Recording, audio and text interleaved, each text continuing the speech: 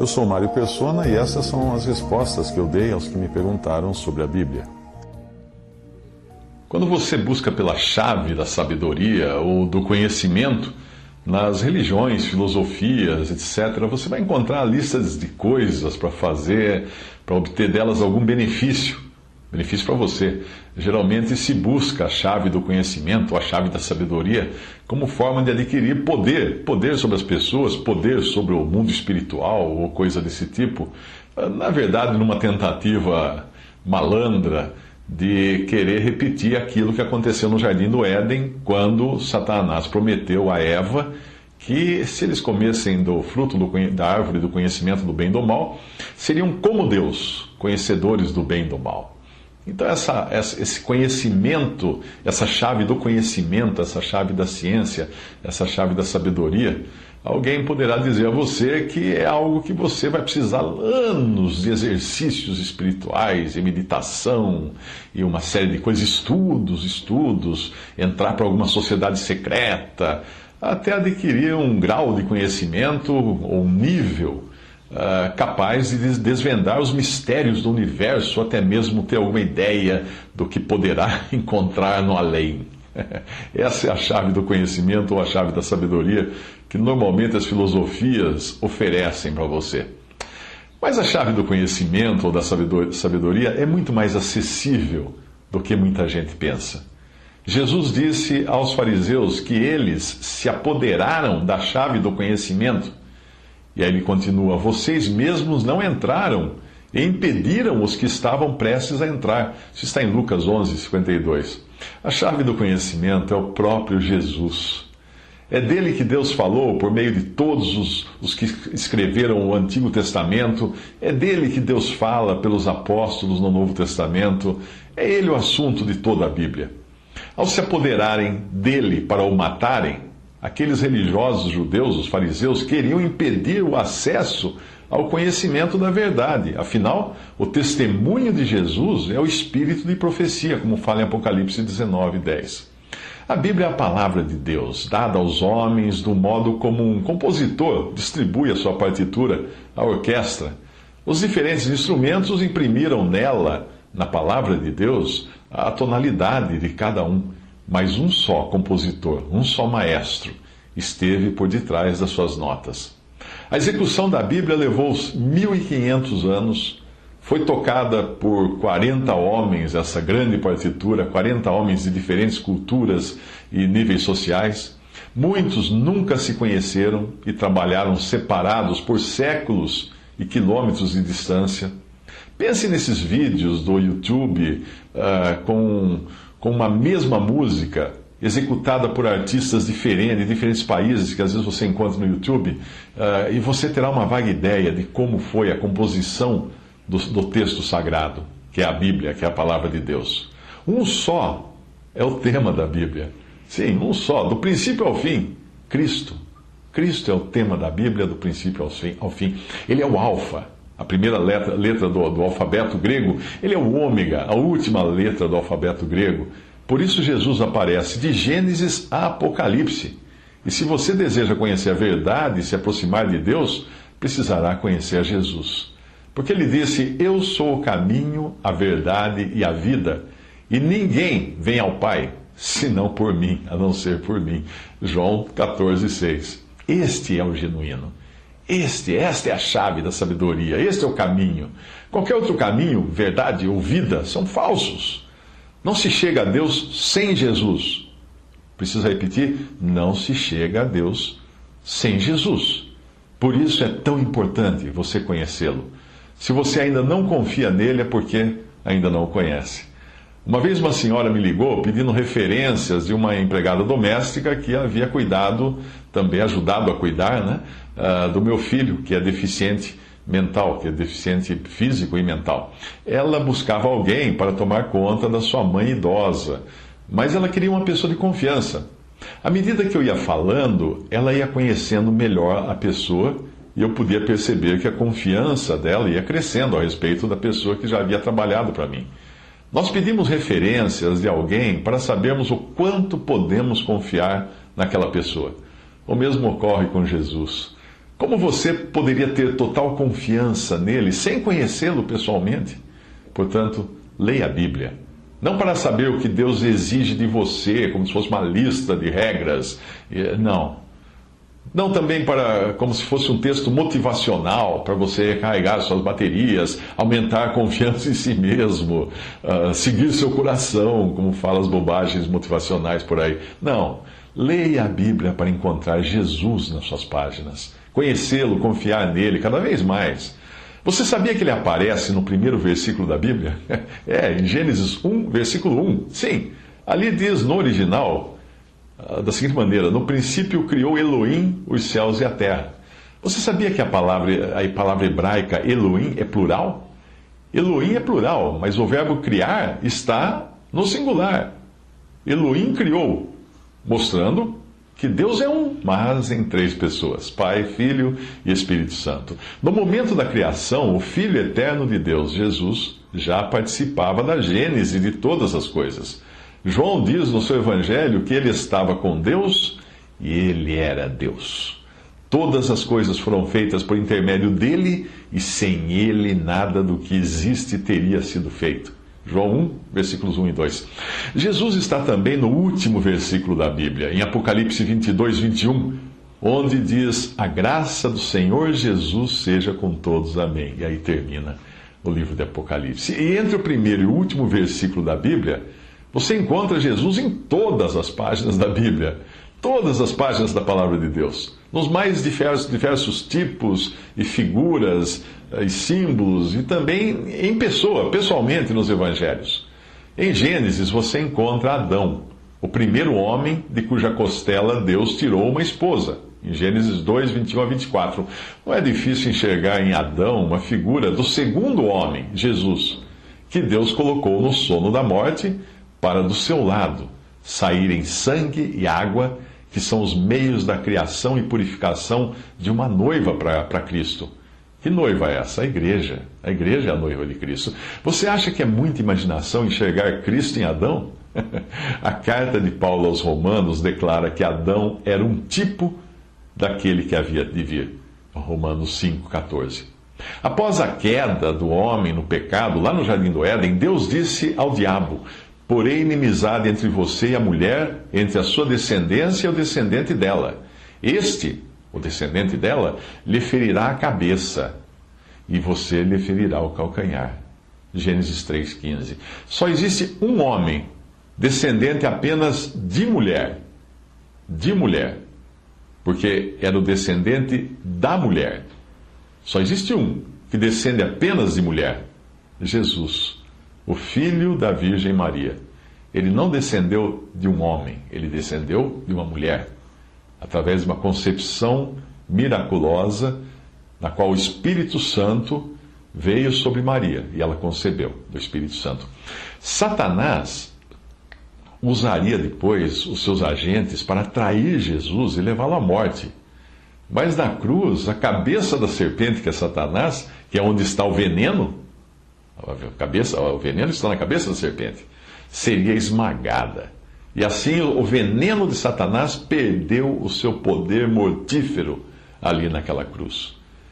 E a Bíblia diz: visto que os filhos são pessoas de carne e sangue, ele, Jesus, também participou dessas coisas, para que por sua morte derrotasse aquele que tem o poder da morte, isto é, o diabo. Isso está em Hebreus 2,14.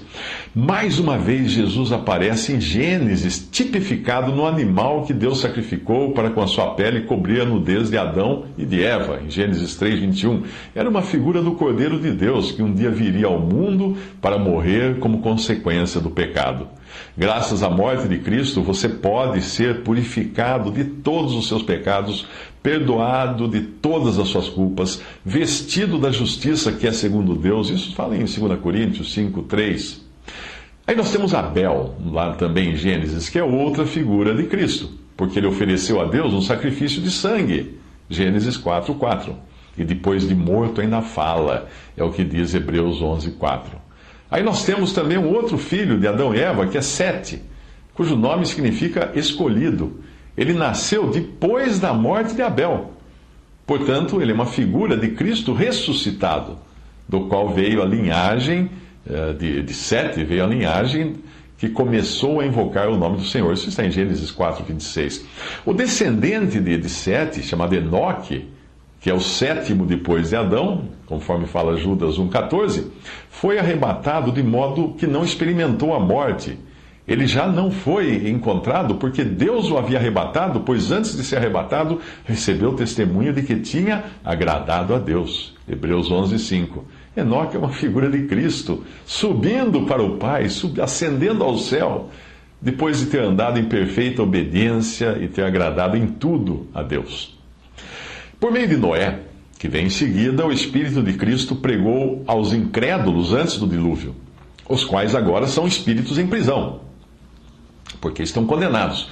Se Adão foi uma figura de Cristo como Senhor de todas as coisas, de toda a criação, e cabeça da igreja, Noé representa Jesus como regente do mundo vindouro e no reinado de Cristo de 1000 anos, numa terra restaurada, que é a terra que Deus deu a Noé depois que ele saiu da arca. Ao sair da arca, Deus disse a Noé: os animais selvagens, as aves dos céus, as criaturas que se movem rente ao chão e os peixes do mar, eles estão entregues em suas mãos. Gênesis 9:2.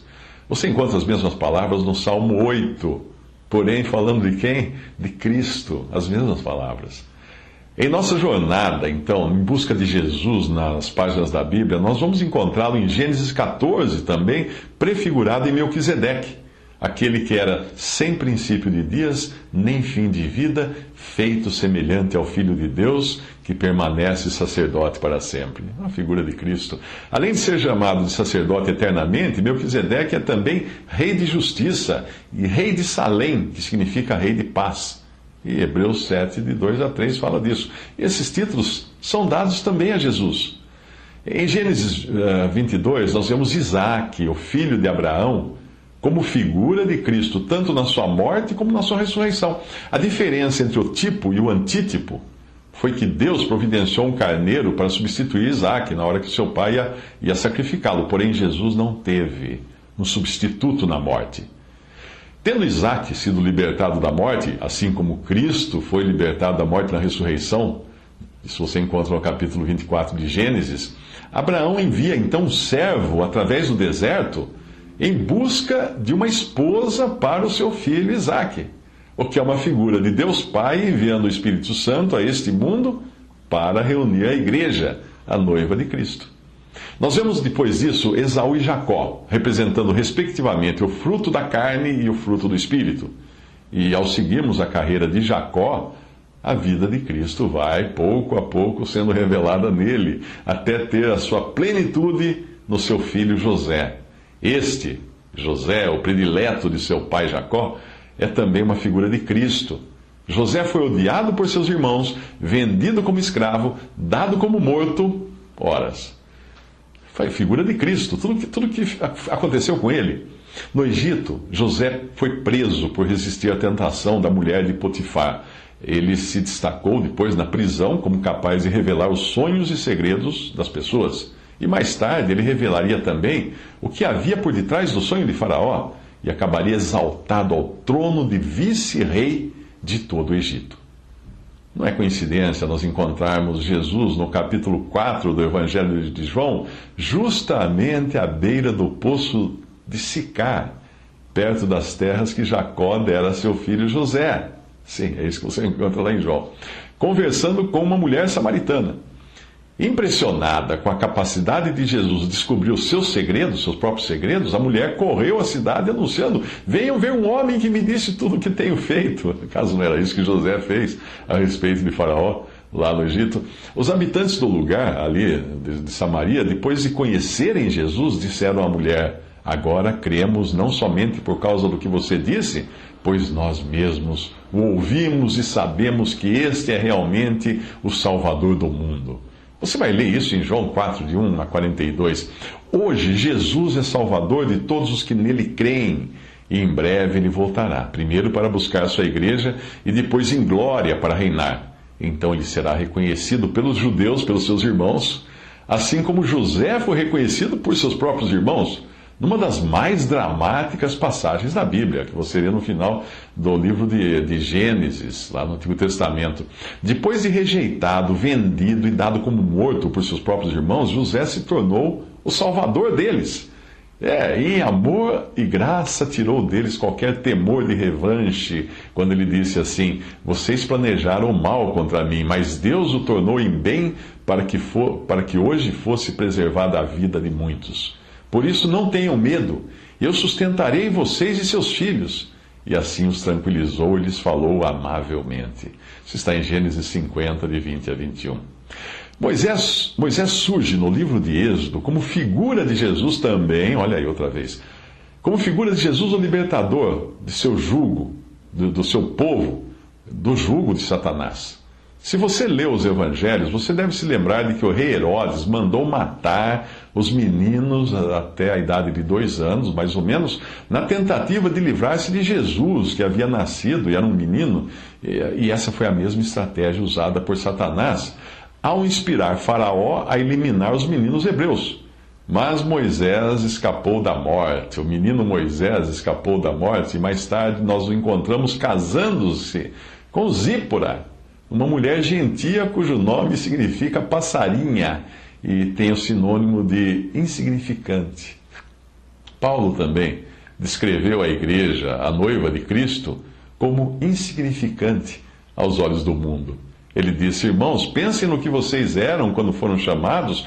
Poucos eram sábios, segundo os padrões humanos, poucos eram poderosos, poucos eram de nobre nascimento, mas Deus escolheu as coisas loucas do mundo para envergonhar os sábios, escolheu as coisas fracas do mundo para envergonhar as fortes. Ele escolheu as coisas insignificantes do mundo, as desprezadas e as que nada são, para reduzir a nada as que são, para que ninguém se vanglorie diante dele.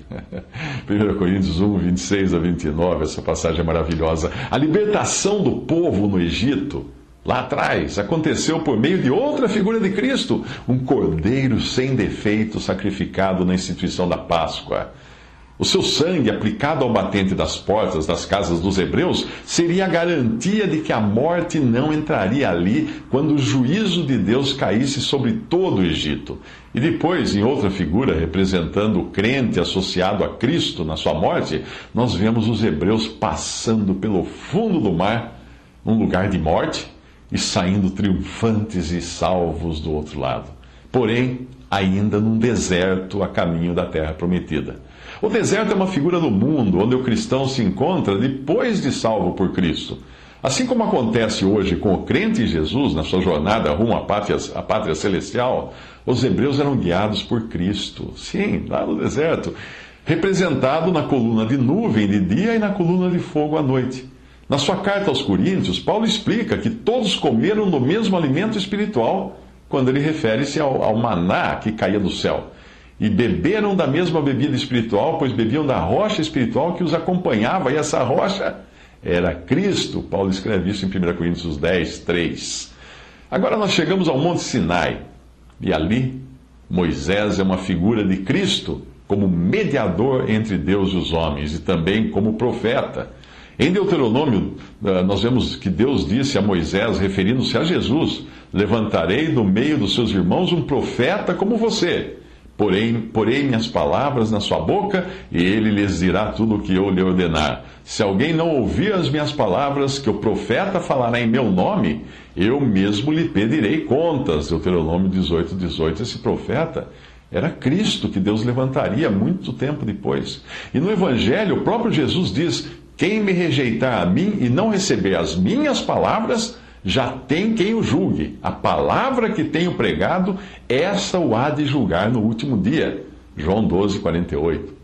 No Monte Sinai, Moisés ficou 40 dias e noites ouvindo falar de Jesus, representado em cada detalhe da lei, que homem algum seria capaz de cumprir, exceto o homem perfeito Jesus. Em obediência e perfeição, Jesus caminhou neste mundo, revelando o homem que é segundo o coração de Deus, imaculado, sem pecado, sem a possibilidade de pecar, por ser Deus e homem, Somente Ele, Jesus, poderia, em graça soberana, libertar o pecador da maldição da lei que condenava o pecador e tornar o pecador arrependido e salvo em irrepreensível e sem pecado aos olhos de Deus.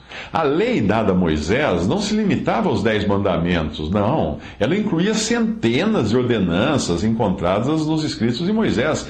Cada oferenda ali do Antigo Testamento nos fala de Cristo, e cada sacrifício aponta para o sangue que seria derramado na cruz para a glória de Deus e a salvação do pecador. O tabernáculo, a grande tenda que Deus ordenou que fosse construída como lugar de adoração dos hebreus no deserto, é uma figura de Cristo, sim, bem como seus utensílios, até mesmo o véu, a grande cortina que impedia o acesso ao Santo dos Santos, que é a figura da presença de Deus, também tudo ali é uma figura de Cristo. É disso que fala a carta aos Hebreus quando menciona o véu do templo. O templo, depois que foi construído de pedras em Jerusalém, e ali Hebreus menciona o véu do templo que foi rasgado no momento da morte de Jesus. Diz assim: portanto, irmãos, temos plena confiança para entrar nos santos dos santos pelo sangue de Jesus, por um novo e vivo caminho que Ele nos abriu por meio do véu, isto é, do seu corpo. Hebreus 10, 19. Percebe que até o véu do templo nos fala de Jesus. Arão, irmão de Moisés, era uma figura do sacerdócio de Cristo, intercedendo por nós junto a Deus. Cada detalhe das vestes de Arão, do seu ministério, tudo apontava para o caráter e ministério de Jesus como nosso sumo sacerdote diante de Deus. Porém, por mais preciosas que sejam as figuras do Antigo Testamento, a carta aos Hebreus nos exorta a não nos ocuparmos com tabernáculos, templos, sacerdotes humanos, rituais copiados do judaísmo, mas a nos ocuparmos com a realidade, que agora é Cristo. Aos Colossenses, Paulo referiu-se ao Antigo Testamento como sombras do que haveria de vir. Em Colossenses 2, 16 a 17. E aos Coríntios, ele escreveu que essas coisas ocorreram como exemplos para nós. Isso está em 1 Coríntios 10, 6. E Hebreus diz que são figura e sombra das coisas celestes ou celestiais e devem ser vistas como figura do verdadeiro. Isso está em Hebreus 8, 5 e 9, 24. Quando Cristo veio como sumo sacerdote dos benefícios agora presentes, diz a carta aos Hebreus, ele adentrou o maior e mais perfeito tabernáculo, não feito pelo homem, isto é, não pertencente a esta criação. Não por meio de sangue de bodes e novilhos, mas pelo seu próprio sangue, ele entrou no Santo dos Santos, uma vez por todas, e obteve eterna redenção. Temos um sumo sacerdote, o qual se assentou à direita do trono da majestade nos céus, e serve no santuário, no verdadeiro tabernáculo que o Senhor erigiu, e não o homem. Hebreus 8, de 1 a 2. Depois de saber disso tudo, como é que um cristão pode, de sã consciência, adorar a Deus num templo feito de tijolos, com um sacerdote humano à frente, com um altar de mentirinha e tantos utensílios piratas que são cópias baratas daquelas figuras do Antigo Testamento? Como é que pode um cristão hoje se sujeitar a esse tipo de coisa? No capítulo 21 do livro de Números, nós encontramos mais uma vez Jesus, representado na serpente de bronze que Moisés fez para curar os israelitas das picadas das serpentes no deserto. O Senhor disse a Moisés: faça uma serpente e coloque-a no alto de um poste. Quem for mordido e olhar para ela viverá. Moisés fez então uma serpente de bronze e colocou-a num poste. Quando alguém era mordido por uma serpente, olhava para a serpente de bronze e permanecia vivo. Isso está em Números 21, de 8 a 9. Nós não teríamos como ver Jesus ali se não fosse pela explicação dada por ele a Nicodemos no Evangelho de João, quando ele falou da vida que está disponível para o pecador moribundo que crê no crucificado. O Senhor Jesus falou o seguinte: da mesma forma como Moisés levantou a serpente no deserto, assim também é necessário que o Filho do Homem seja levantado para que todo que nele crer tenha a vida eterna. Isso está em João 3, 14 a 15. No mesmo livro de Números, o mercenário Balaão, um profeta pagão, é obrigado a falar de Jesus que virá para a igreja como a estrela da manhã.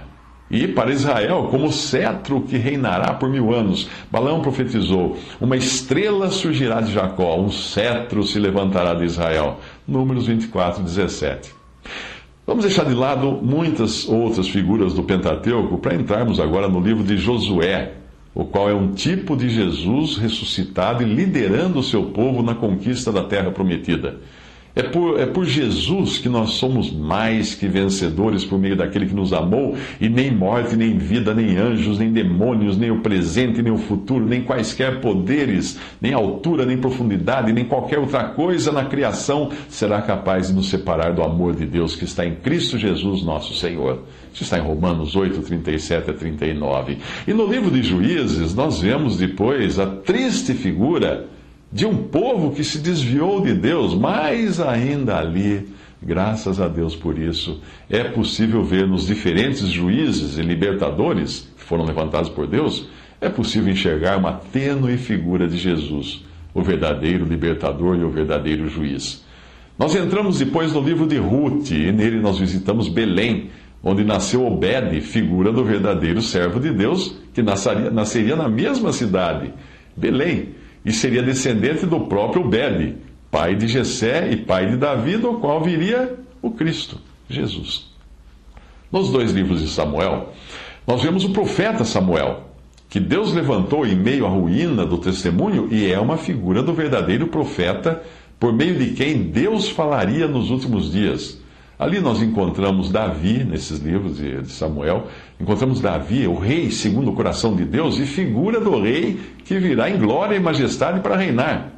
Mas no caráter de um reino de paz, Jesus só vai ser prefigurado por Salomão, porque Davi foi um homem de guerra. Nos evangelhos, o Senhor Jesus faz questão de se apresentar como aquele que é maior do que Salomão, em Mateus 12, 42. E ele mostra assim que as sombras, por mais representativas que sejam da realidade, elas podem se desvanecer, como aconteceu com o próprio Salomão, com o seu final inglório, final de vida totalmente desviado dos caminhos do Senhor. Deve ter sido maravilhoso, pensando agora, indo lá para Atos, vamos encontrar em Atos agora, como deve ter sido maravilhoso os 2 discípulos a caminho de Emaús ouvirem Jesus falar do Antigo Testamento. E começando por Moisés e todos os profetas, explicou-lhes o que constava a respeito dele em todas as Escrituras. Mais tarde ele diria aos discípulos: foi isso que eu lhes falei enquanto ainda estava com vocês. Era necessário que se cumprisse tudo o que a meu respeito estava escrito na lei de Moisés, nos profetas e nos salmos. Então lhes abriu o entendimento para que pudessem compreender as Escrituras. Você encontra isso em Lucas 24, versículo 27, e também Lucas 40, versículos 44 a 45. Embora o Senhor Jesus tenha sido citado, embora ele tenha citado apenas a lei, os profetas e os salmos, é possível nós encontrarmos a ele também nos livros de Reis, nos livros de Crônicas, 1ª e 2ª Crônicas, porém com uma nitidez cada vez menor, à medida que Deus esgotava as tentativas de despertar fidelidade no seu povo de Israel. Guardadas as devidas proporções, algumas figuras de Cristo são os reis Asa, Josafá, Ezequias, Josias. São reis que prefiguraram também, em algum aspecto ou em outro, a Cristo. Então veio o cativeiro, e aí nós chegamos ao livro de Ester, o único livro que não menciona o nome de Deus na Bíblia. E nele nós conhecemos Mordecai, um tipo do verdadeiro libertador dos judeus. Em Esdras e Neemias, nós vemos figuras de Jesus como restaurador do povo e restaurador da adoração ao Deus verdadeiro. A chave para entendermos o livro de Jó continua sendo Cristo, sim, porém ali demonstrado como aquele que é o único cuja justiça pode prevalecer aos olhos de Deus. Era essa lição que Jó, orgulhoso da sua justiça própria, precisava aprender ali no seu livro. Para isto, Deus usou Eliú, que é uma figura de Cristo, nosso grande sumo sacerdote.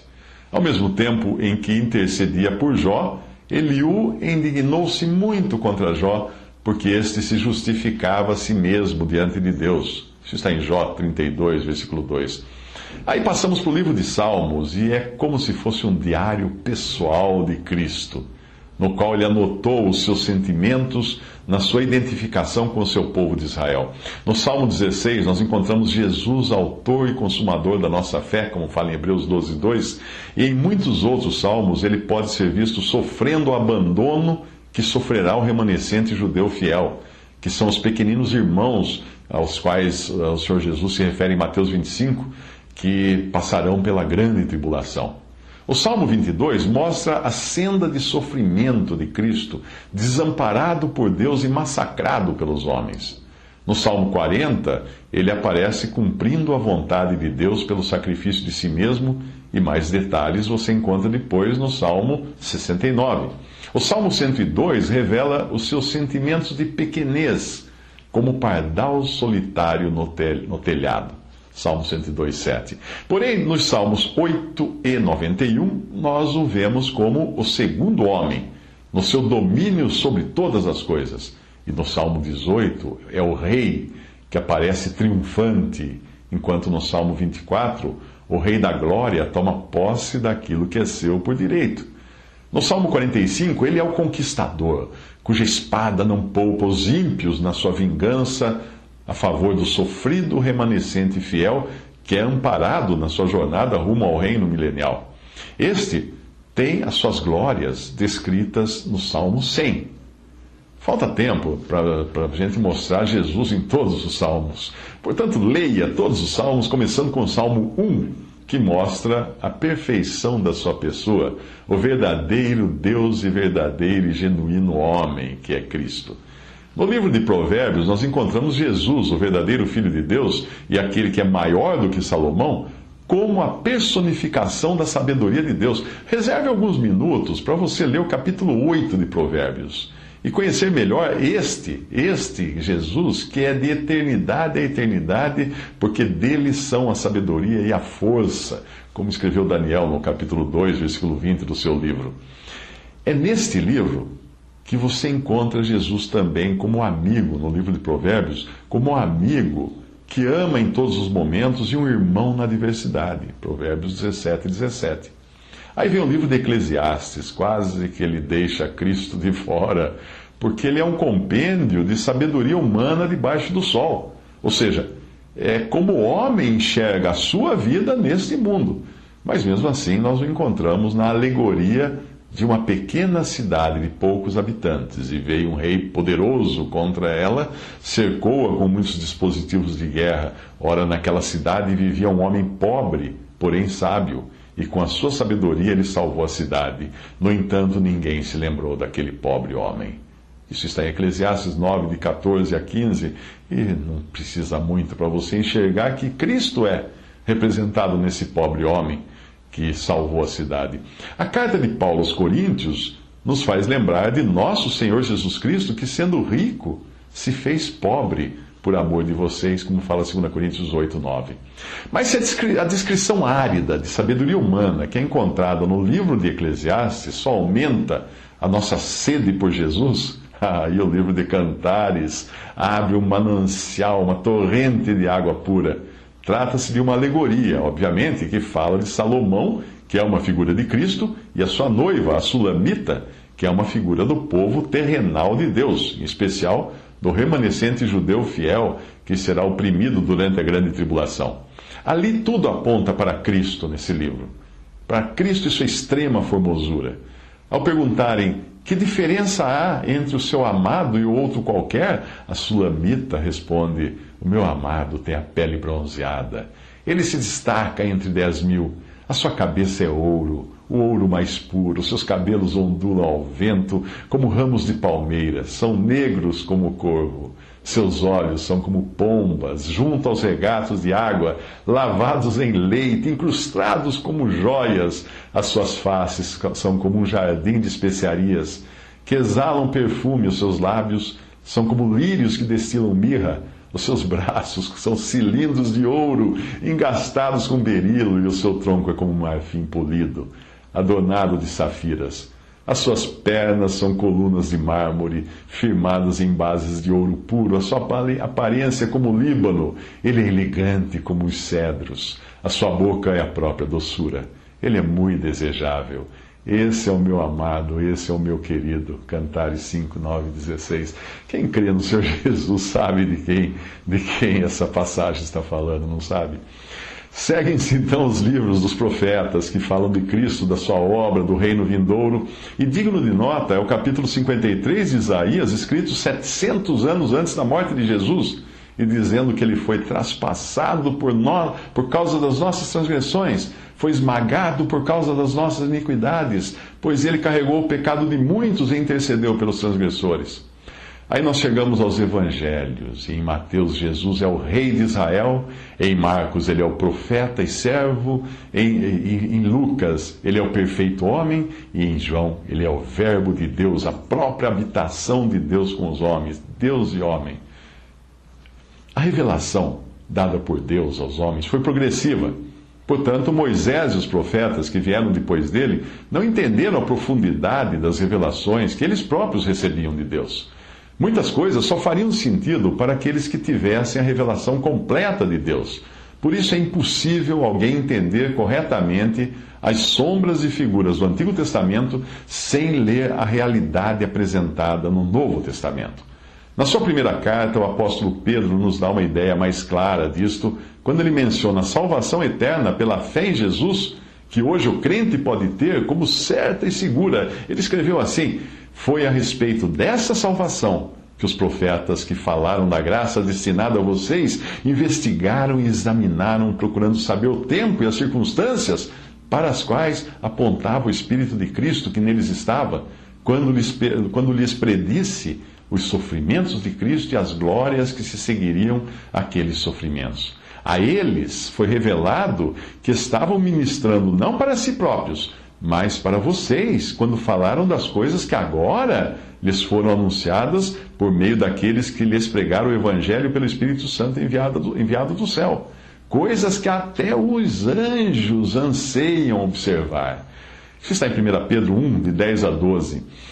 Mesmo assim, nem os próprios apóstolos tiveram toda a revelação de Deus durante o período dos evangelhos. Sim, eles ainda não tinham o Espírito Santo habitando neles. Algumas coisas ficaram ocultas como mistérios e foram reveladas especificamente a um apóstolo posterior, o apóstolo Paulo.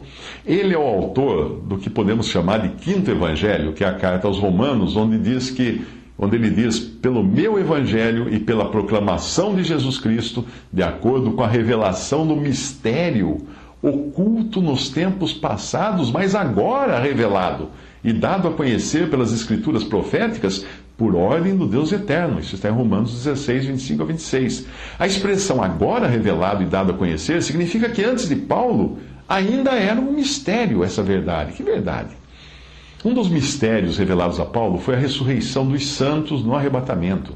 Ele escreveu: eis que eu lhes digo um mistério. Nem todos dormiremos, mas todos seremos transformados num momento, num abrir e fechar de olhos, ao som da última trombeta. Pois a trombeta soará, os mortos ressuscitarão incorruptíveis e nós seremos transformados. 1 Coríntios 15, também 51 a 52. A carta aos Tessalonicenses dá mais detalhes desse mistério. E Paulo se inclui ali entre os que já esperavam por esse evento. Por isso que é uma tamanha bobagem as pessoas acharem que vão acontecer um montão de coisas antes que Cristo venha buscar a sua igreja, porque Paulo já esperava por isso. Ele diz: dada a ordem, com a voz do arcanjo, o ressoar da trombeta de Deus, o próprio Senhor descerá do céu e os mortos em Cristo ressuscitarão primeiro. Depois disso, os que estivermos vivos seremos arrebatados, juntamente com eles nas nuvens, para o encontro com o Senhor nos ares. 1 Tessalonicenses 4,16. Mas existe muito mais da maneira peculiar como Cristo se revelou a Paulo, como um apóstolo abortivo ou nascido fora de tempo. 1 Coríntios 15, 8, ele usa a frase. No Antigo Testamento, Jesus foi apresentado em tipos e figuras e depois a sua pessoa foi descrita em detalhes nos evangelhos. Mas o modo como ele se revelou a Paulo foi peculiar. Os outros discípulos haviam conhecido Jesus antes da sua morte e também depois da sua morte já ressuscitado. A Paulo, ele apareceu glorificado nos céus. E como se isso não bastasse, o Senhor levou Paulo para conhecer o paraíso, o terceiro céu, onde o apóstolo ouviu coisas indizíveis, coisas que ao homem não é permitido falar. Ele diz isso em 2 Coríntios 12, 4. Portanto, ainda que você encontre Jesus em figuras no Antigo Testamento, e vivo, morto e ressuscitado, nos evangelhos, é por meio de Paulo que você poderá conhecê-lo glorificado e na sua relação com a igreja, que é o corpo de Cristo. Isto por causa da revelação do mistério guardado em silêncio nos tempos eternos e que agora se tornou manifesto e foi dado a conhecer por meio das escrituras proféticas, segundo o mandamento do Deus eterno, para obediência por fé entre todas as nações. Paulo escreve em Romanos 16, de 25 a 26. A chave para você abrir o cofre dos segredos ou mistérios de Deus é a obediência por fé. Não apenas fé, mas a fé daquele que está disposto a obedecer para conhecer a sabedoria de Deus. O mistério que estava oculto, o qual Deus preordenou antes do princípio das eras para a nossa glória, como Paulo escreve em 1 Coríntios 2,7. Trata-se de coisas que pertencem a outra dimensão, que Deus tinha em mente antes que existisse o tempo, porque Paulo escreve que olho nenhum viu, ouvido nenhum ouviu, mente nenhuma imaginou o que Deus preparou para aqueles que o amam, mas Deus o revelou a nós, por meio do Espírito, diz Paulo na sua carta aos Coríntios, capítulo 1, versículo 2, 1 Coríntios capítulo 2, versículos 8 ao 9. Por mais privilegiados que tenham sido os homens de Deus do Antigo Testamento, ou mesmo os discípulos no período dos Evangelhos, nenhum deles teve o Espírito Santo habitando em si, como o crente tem agora, depois do Pentecostes. E é somente pelo Espírito que essas coisas podem ser compreendidas. Quando Deus decidiu revelar a verdade do mistério, Ele escolheu um vaso muito especial. E nós sabemos disso porque em Efésios 3, Paulo diz: certamente vocês ouviram falar da responsabilidade imposta a mim em favor de vocês, pela graça de Deus, isto é, o mistério que me foi dado a conhecer por revelação. Efésios 3, de 2 a 3. Paulo ainda não tinha recebido a revelação do mistério, quando o Senhor mostrou a ele a essência da verdade desse mistério no caminho para Damasco. Foi quando o Senhor perguntou para Paulo: Saulo, Saulo, por que me persegue? Isso está em Atos 9, 4. Jesus revelava daquela maneira que os santos que Saulo perseguia na terra formavam um corpo e estavam unidos a uma cabeça, o corpo de Cristo unido à cabeça de Cristo nos céus. Faltava um mistério para ser revelado e a tarefa coube a Paulo. Com este segredo trazido à tona, a revelação de Deus estaria completa. É o que o próprio Paulo diz aos Colossenses, quando ele fala da igreja, que é o corpo de Cristo e a habitação do Espírito, da qual, ele escreve, da qual eu estou feito ministro, segundo a dispensação de Deus que me foi concedida para com vocês, para cumprir, ou dar cumprimento, ou completar a palavra de Deus. O mistério que esteve oculto desde todos os séculos e em todas as gerações, e que agora foi manifesto aos seus santos, que é Cristo em vós, esperança da glória. Colossenses 1, 24 a 27. No grego, a palavra traduzida como cumprir nesta versão da Bíblia tem o sentido de completar, ou seja, de preencher uma lacuna. É a mesma palavra usada por João quando ele diz: escrevemos estas coisas para que a nossa alegria seja completa. 1 João 1, 4. Paulo colocou a peça que faltava na revelação de Deus e nos fez saber que os gentios são co-herdeiros com Israel, membros do mesmo corpo e co-participantes da promessa em Cristo Jesus. E Paulo continua dizendo: foi-me concedida a administração deste mistério que durante as épocas passadas foi mantido oculto em Deus. Isso está em Efésios 3, de 6 a 9. Por ser um mistério que ficou oculto no passado, a igreja não existia no Antigo Testamento, e nem mesmo nos Evangelhos.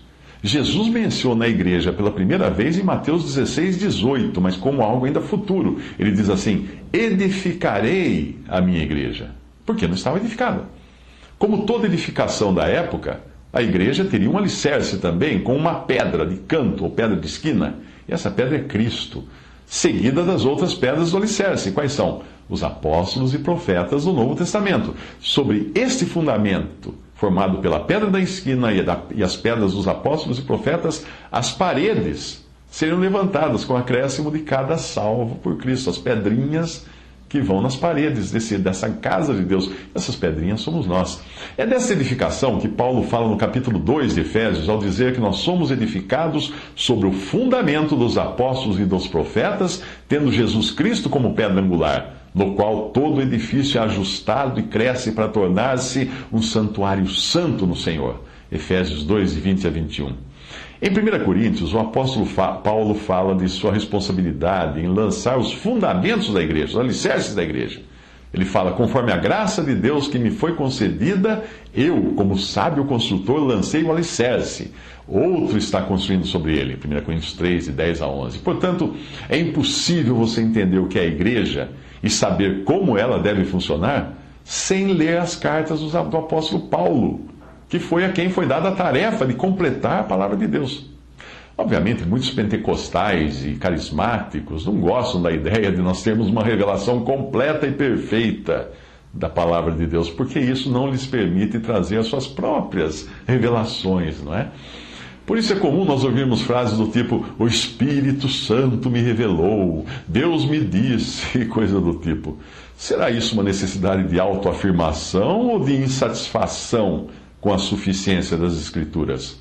Ou talvez um desejo por novidades? Pode ser. Paulo avisou a Timóteo: virá o tempo em que não suportarão a sã doutrina, pelo contrário, sentindo coceira nos ouvidos, segundo os seus próprios desejos, juntarão mestres para si mesmos. Eles se recusarão a dar ouvidos à verdade, voltando-se para os mitos. 2 Timóteo 4, de 3 a 4.